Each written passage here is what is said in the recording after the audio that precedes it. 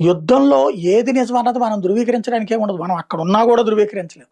ఇప్పుడు భారతదేశంలోకి సంబంధించి మొన్న ఆపరేషన్ సింధూర్ సందర్భంలో ఏ ప్రాణ నష్టం జరగలేదని చెప్పారు. తర్వాత మొన్న కొంతమంది అమరవీరులకి అవార్డులు ప్రదానం చేశారు. అంటే ఎవరో చనిపోయారు. ఎలా చనిపోయారో బయటికి రాలేదు.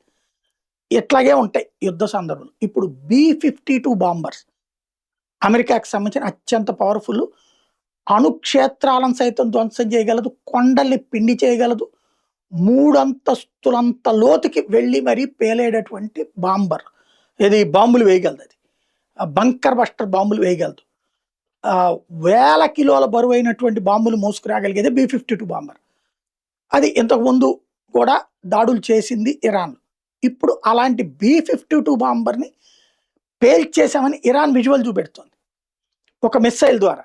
అంటే ఇరాన్ దగ్గర ఇప్పటికే రష్యా నుంచి కొన్నటువంటి S-500లు ఉన్నాయి అన్నటువంటి చర్చ జరుగుతున్న వేళ అయి ఆటోమేటిక్ ఆపరేటింగ్ సిస్టమ్ అనమాట. రాడార్‌లో అవతల శత్రుపక్షానికి సంబంధించి కనపగానే ఆటోమేటిక్‌గా దీని మిస్సైల్ వెళ్ళి పేల్చేస్తది. అది కూడా వెంటపడి మరి పేల్చేస్తుంది. అదే జరిగింది అన్నటువంటిది ఒకవైపు అబ్బెబ్బే ఏమీ పేలలేదని అమెరికా చెప్పుకొస్తున్నాయి.